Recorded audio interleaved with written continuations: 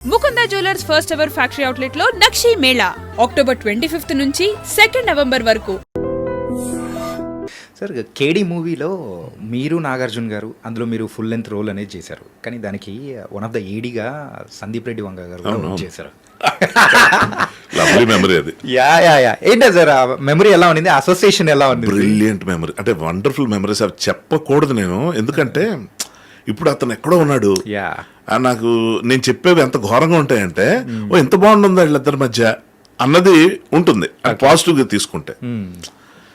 But అది ఏంటంటే అదేదో ఇప్పుడు నేను గొప్పగా చెప్పుకుంటున్నట్టు అలా ఉంటుంది. కానీ అట్లే లేదు సార్, జస్ట్ అంటే అంటే ఆడియన్స్ నుంచి వచ్చినోడు బాగా డౌన్ టు ఎర్త్, పైగా మనిషి ఎప్పుడు సినిమా తప్ప ఇంకోటి తెలియదు.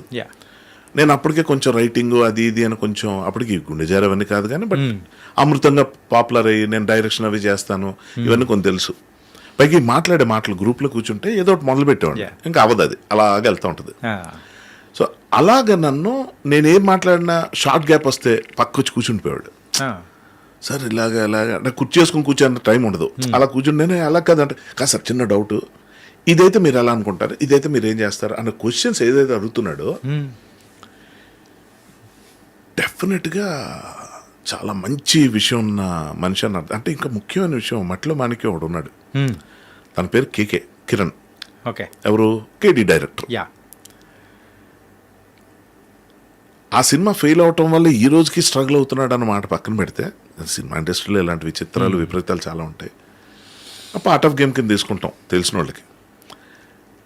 కానీ తన తాలూకు టేస్ట్ కానీ తన తాలూకు చాయిస్ కానీ చూస్తే డైరెక్షన్ డిపార్ట్మెంట్ దగ్గర నుంచి శ్రీకాంత్ అని చెప్పి కాస్ట్యూమ్ డిపార్ట్మెంట్లో ఉన్నవాళ్ళు, కేకే టీం ఉండేది వండర్ఫుల్ టీం అనమాట. అంటే అతన్ని సెలెక్ట్ చేసుకున్న మనుషుల్లో ఏదో ఉంటుంది, ఏదో యూనిక్ థింగ్ అనేది ఉంటుంది, ఒక డెఫినెట్ గా ఒక పెక్యులర్ ఆస్పెక్ట్ ఒకటి ఉంటుంది, ఒక పెక్యులర్ క్రాఫ్ట్ టాలెంట్ ఏదో ఉంటుంది. Of all the people Sandeep నాకు బాగా కనెక్ట్ అయ్యాడు అప్పట్లోనే. చూసి అరే బాగుంది అని నాకు ఆ ప్రివిలేజ్. శేఖర్ కమల గారి దగ్గర నాగార్జున పరిచయం కానీ వీళ్ళందరూ ఎలా అంటే అప్పుడప్పుడే స్టార్ట్ అవుతున్నాయి కెరియర్స్. నేను వాళ్ళకన్నా కొంచెం సీనియర్ని. సో ఆబ్వియస్గా మనకి ఇవ్వాల్సిన వాల్యూ మన మాట తీరు కానీ ఇంకోటి కానీ నా దగ్గరకు అది బాగుండేది. అవన్నీ అంటే చెప్పడం నాకే మొహమాటంగా ఉంటుంది, ఎందుకంటే ఏదో ఇంకా చాలామంది ఉన్నవి లేని కూడా చెప్తుంటారు కదా, ఆ కేటగిరీలో నన్ను ఎవరు అనుమానించడం నాకు నచ్చదు. సో బాండ్ మాత్రం ఉంది. ఇప్పటికీ నేను ఎంత పెద్దోడైపోయాడు కదా అని చెప్పి అర్జున్ రెడ్డి టైంలో తన నెంబర్ తీసుకొని మెసేజ్ పెట్టడం పెద్ద విషయం కాదు, కానీ వద్దులే ఎప్పుడైనా ఎదురుపడినప్పుడు తను మాట్లాడే తీరు బట్టి నేను నెక్స్ట్ మాట మాట్లాడొచ్చా లేదో ఆలోచిస్తా. ఎందుకంటే ఫ్రాంక్లీ నేను ఏదో డిసప్పాయింట్ అయిపోతాను, తను ఏదో మర్చిపోతాను, ఇవి కూడా కాదు. నిజంగా తనతో ఏం మాట్లాడాలో కూడా తెలియదు నాకు. ఏం చెప్తాం, యానిమల్ బాగుంది, భలే నచ్చింది అని 2 సార్లు చూసాను, ఇవే మాట్లాడాలి. థ్యాంక్ యూ ఏం చేస్తున్నాను, నన్ను ఏదో అడిగితే 2 మాటలు, సరే కలుద్దాం, తప్పకుండా కలుద్దాం, కలవం. సో ఇలా కాకుండా ఏదైనా ఒక కన్స్ట్రక్టివ్గా ఏదైనా ఉందా అన్నది చూసుకుంటే కనుక అప్పుడు నేను ఇచ్చేస్తాను. కానీ నేనేం చేశాను, ఫేస్బుక్లో తను ఉన్నాడు, తను ఏదైనా పోస్ట్ పెడితే 20 లైక్లు 30 లైక్లు వస్తుంటాయి. చెప్తున్నా మాట వరుసకి 100 కూడా నేను చూసిన దాఖలాలు లేవు. సచ్ ఎ బిగ్ డైరెక్టర్కి మంచి పోస్టులు పెడతాడు, మంచి సాంగ్ విజువల్ లేదు. ఇదేంటి అంటే అక్కడ తక్కువ, అక్కడ నిజంగా చాలా మందికి సందీప్ రెడ్డి వంగ ఒరిజినల్ అకౌంటా కాదు కూడా తెలియదు, అది పాయింట్. నాకు డౌట్ వచ్చింది, సరేలే అని చెప్పి మెసెంజర్లో పెట్టా. బాగా గుర్తొస్తుంటావు నువ్వు, నేను నీ సక్సెస్ చూస్తున్నాను, బాగుంది,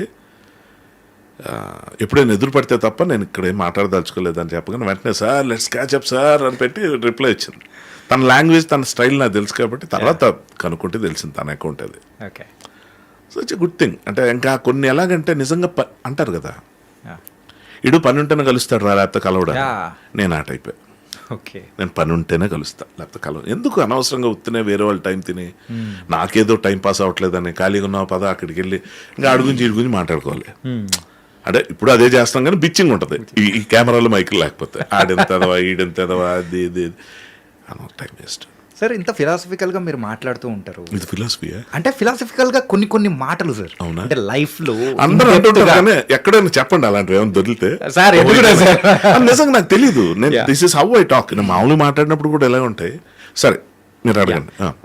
ఇట్లా మాట్లాడుతూ ఉంటారు కదా, సో దేవుడు, ఈ నమ్మకాలు, సెంటిమెంట్స్ ఇవన్నీ నమ్ముతూ ఉంటారా మీరు? అంటే ఎలా ఉన్నాయంటే అండి, దేవుడు అనే కన్నా నాకు అది డెఫినేషన్ నాకు నిజంగా తెలియదు. అంటే ఎలాగ అంటే దేవుడు రూపం ఏంటి, ఏ మతం ఏది అంటే అన్నీ తెలుసు, అంటే చూస్తూ ఉంటాం. కానీ అంత నాలెడ్జ్ నాకు లేదేమో నా ఫీలింగ్. పక్క నాస్తికులు ఎవరైతే ఉంటారో వాళ్ళ కాన్సెప్ట్ కూడా నాకు అర్థమవుతూ ఉంటుంది. అది కూడా అవసరం అనిపిస్తుంటుంది. ఓకే. ఎందుకంటే మతం పేరుతో జరుగుతున్న దుర్మార్గాలు ఏవైతే ఉంటాయో, ఆ దాష్టికాలు ఏవైతే ఉంటాయో అవి వాటిని చూసినప్పుడు మతం మీద కోపం వస్తుంది, దేవుడి మీద కాదు. దేవుడి మీద కాదు, దేవుడు అన్నవాడు అసలు మన నాలెడ్జ్ మించి. But I have good feelings for certain things. Like నాకు చాలా ఇష్టమైంది ఏంటంటే, ఒక గుడికి వెళ్తే చాలా హ్యాపీగా ఉంటా. అక్కడ తిరగటం, ఆ ప్రసాదం, తీర్థం, గంట కొట్టడం, అవి ఎన్ని ఎందుకు చేస్తానో కూడా నాకు తెలియదు, కానీ అలవాటు అయిపోవడం వల్ల బహుశా. అలాగే నేను 2 సార్లు మసీద్కి వెళ్ళా, అలాగే ఒక 30 సార్లు చర్చిలకు కూడా వెళ్ళా. ఇక్కడ అందరి దేవుళ్ళు సమానం లాంటి మాటలు నేను మాట్లాడను, ఎందుకంటే ఆ అమాయకత్వాలు పోయినాయి. దారుణాలు చాలా ఘోరంగానే ఉన్నాయి, అది మొదలు పెడితే ఇంకా ఆగదు. కాబట్టి నేనేంటంటే, విపరీతమైన నాస్తిక ధోరణి ఉన్నవాళ్ళు మా గంగరాజ్ గారు, బాగా పాపులర్ బాబు గోగినేని గారు, వీళ్ళని విపరీతం ఫాలో అవుతాను నేను, విపరీతం. ఎందుకంటే వాళ్ళ ఇన్ఫ్లుయెన్స్ మీ మీద ఏమన్నా ఉందనుకో. నాకు చాలా ఇన్ఫ్లుయెన్స్లు ఉన్నాయి. నేను అదే అంటున్నా, నాకు బోత్ రిలీజియన్ అంటే మీకు ఎలా చెప్పాలంటే, ఇది అంత గొప్పగా అనిపించదు, కానీ ఇది నిజం. ఏంటంటే నాకు సంబంధించిన నిజం. ఫర్ ఎగ్జాంపుల్, మీరు క్రికెట్ మ్యాచ్ చూస్తున్నారు అనుకోండి, మీరు పాకిస్తాన్ అయితే పాకిస్తాన్ గెలవాలనుకుంటారు, మీరు ఇండియన్ అయితే ఇండియా గెలవాలనుకుంటారు. కానీ నాకు ఎవరు గెలిచినా ఆడే ఆటను చూస్తా. ఓకే. నా ప్రాబ్లం ఏంటంటే, గాంధీ ఎంత అర్థమవుతాడో నాకు గాడ్సే కూడా అంతే అర్థమవుతాడు. సో నాకు I can't take a stand, వీళ్ళు రైట్ వీళ్ళు రాంగ్ అనే పరిస్థితి నాకు ఉండదు. ఎంత దుర్మార్గమైన పరిస్థితుల్లో ఒక మనిషి సఫర్ అవుతున్నా, అలా సఫర్ అవడానికి గల కారణాల్లో ఉన్న మిస్టేక్లు కూడా నాకు అర్థమవుతుంటాయి. సో గబుకన్నా నా సింపతీస్ అట్ వెళ్ళవు. చెప్పాలని ఉంటుంది, ఎలా చెప్పాలో తెలీదు. అలాగే దుర్మార్గపు దీంట్లో ఇప్పుడు ఇందాక నాకు అందుకే కోర్టు సినిమా అంత ఇష్టం. మంగపతి క్యారెక్టర్ ఉంది, వాడు దుర్మార్గుడు అని ఫిక్స్ అయ్యాం. ఎందుకు? ఓ పేద కుటుంబం మీద వాడి తాలూకు పైత్యం అంతా చూపించి, వాడి తాలూకు పవర్ అంతా చూపించి 2 లక్షలు ఖర్చు పెడితే వాడి జీవితం 14 ఏళ్ళు జైలుకి పంపించేస్తారు దుర్మార్గుడు అనుకుంటే, వాడు చేసింది తప్పేంటి అక్కడ? ఆ పిల్లలు చేసింది రైటా? ఆ ఏజ్ గ్రూప్లో అలా ఉండొచ్చా? మా అయితే ఏం చెప్తాం అంటే, వాళ్ళని సపోర్ట్ చేసే నిబ్బి గ్యాంగ్, ఆ age group, what ever you call them, వాళ్ళు ఏమంటారంటే, మేము ఇలాగే ఉంటాం, మాకు కరెక్ట్ అనిపించింది. వాళ్ళే హిట్ చేస్తున్నారు సినిమాని, వాళ్ళు ఎక్కువ వెళ్ళి చూసి కనెక్ట్ అయిపోతున్నారు. ఇప్పుడు ప్రతి ఒక్కడు, ఇప్పుడు 1 has to fail అని నేను చెప్పింది ప్రతి ఒక్కడు కనెక్ట్ అవుతున్నాడు. అది నా గురించి నేను చెప్పి, నేను అనుకున్న మాట చెప్తే, మీరు మా గురించి మాట్లాడారు, మా జీవితం అంటే ఏం చేస్తాం? సో అలాగేంటంటే, మేము చేసింది రైట్. ఇందాక నేనేమన్నా, మామా మసీద్ సంబంధించిన దాంట్లో నేను తీసుకున్న ప్రతి డెసిషన్, ఇది తప్పు డెసిషన్ అయినా కూడా పర్లేదు అనుకోవడం కూడా నాదే డెసిషన్. రైట్. సో రిజల్ట్ ఏమైంది? అది పాయింట్. సో ప్రతి మనిషిలోనే మంచి చెడు 2 ఉంటాయి అనుకుంటే, రిలిజియన్ ఫిలాసఫీకి సంబంధించినంత వరకు నేను గరికపాటిని విపరీతంగా ఫాలో అవుతా. గరికపాటి గారిని, చాగంటి కోటేశ్వర గారిని ఫాలో అవుతా, సద్గురుని ఫాలో అవుతా. మళ్ళీ ఇప్పుడు చూడండి అసలు ట్విస్ట్, బాబు గోగినే గారు. నేనేమంటాను అంటే ఏం లేదండి, నేను ఇలాగే ఉండాలని నేను నమ్మను, అది కరెక్ట్ కాదు. నాకు వంకాయ ఇష్టం అంటే రోజు వంకాయ తినాలి కాదు. నేను నాన్ వెజ్ తింటున్నానని చెప్తే నేను ఒంటి మాంసం తినేలేను. సో నా లిమిటేషన్స్ నాకున్నాయి. నేను మ్యాక్సిమం ఒక స్టేజ్కి వెళ్ళాను, క్రొకడైల్ మీట్ తిన్నాను థాయిలాండ్ వెళ్ళి. కొంచెం ఇబ్బంది పడ్డా, సరే చూద్దాం, ఇది తింటే వీళ్ళు చచ్చిపోవట్లే కదా, నేనే చచ్చిపోలే అని చెప్పి తిని, జస్ట్ ఒక అడ్వెంచరస్ మైండ్ సెట్ అది. కానీ అడ్వెంచర్ అక్కడితోనే స్టాప్. ఇట్లా వెళ్ళినప్పుడు నాకు గుర్ర మాంసం ఆఫర్ చేశారు, అలా ఇది కూడా చేసేద్దాం అని చెప్పి దగ్గరికి వెళ్ళి నాకు వల్ల కాల. సో చెప్పేది ఏంటంటే, మన ఒంటికి ఏది పడుతుందో ఇప్పుడు చెప్పేవాళ్ళు. ఇప్పుడు ఈ సృష్టిలో ఒక దేవుడు సృష్టించాడు ఈ సృష్టి అన్నది వినడానికి నేను బాగా ఎంజాయ్ చేస్తున్న రోజుల్లో, సైన్స్ అనే టాపిక్ వచ్చినప్పుడు బాబు గోగినేని గారి పేరు ఎందుకు చెప్తున్నానంటే, మా స్కూల్ టీచర్స్ కొన్నేళ్లుగా చెప్తుందంతా ఆయన వీడియోలో గంటలో చెప్పాడు బిగ్ బ్యాంగ్ థియరీ. నాకు ఎంతకు మించి గురువు ఎవరు ఉన్నారు అనుకున్న తర్వాత, ఫర్ సమ్ రీజన్స్ ఆయన నన్ను ఇష్టపడతారు. ఆయన ఫర్ సమ్ రీజన్స్ నాకు ఎందుకో తెలియదు, ఆయన కనెక్ట్ అయ్యి నాతో మాట్లాడుతూ, హర్ష ఎలా ఉన్నావు ఏంటంటే, I feel so happy. Morning వాక్స్కి వెళ్ళినప్పుడు పాడ్కాస్ట్లు ఉంటాయి. ఒకరోజు బాబు గోగినేని గారు, మరుసటి రోజు గరిపాటి గారు ఉంటారు. సో నాకు ప్రాబ్లమే లేదు విత్ బోత్ ఆఫ్ దెమ్. నేను డిఫర్ అయ్యే ఒపీనియన్స్ ఇద్దరు విషయంలో ఉండొచ్చు. ఓకే. నేను గుడికి వెళ్తాను, నాస్తికుడిలాగా మాట్లాడతాను. సో నా ప్రాబ్లం ఏంటంటే, ప్రాబ్లం అని ఎందుకు చెప్తున్నానంటే అన్నీ అర్థమైపోతుంటాయి నాకు. ఇండియన్ పాలిటిక్స్ అర్థం అవుద్ది, పాకిస్తాన్ పాలిటిక్స్ కూడా అర్థం అవుద్ది, అమెరికన్ పాలిటిక్స్ అర్థం అవుద్ది. పాలిటిక్స్ అంటే ఏంటి, నెగిటివ్ కాదు, ప్లస్ మైనస్. సో నాకు అర్థమైనప్పుడు వీళ్ళు ఇది రైట్ వీళ్ళు రాంగ్ అని నేను అనలేను. ప్రతి దానికి వెనక్కి వెళ్తే కొంచెం టాప్ యాంగిల్కి వెళ్ళి చూస్తే అన్నీ కనిపిస్తూ ఉంటాయి. But I don't want get in to unnecessary debates, arguments. ఇలా అన్నమాట నీకేం తెలుసు, నీకు ఇది తెలుసా, ఆ ధర్మం తెలుసా, ఈ న్యాయం తెలుసా, ఇలా తెలుసా, అలా తెలుసా, తెలియదురా బాబు అనేస్తే గొడవ వదిలిపోయింది.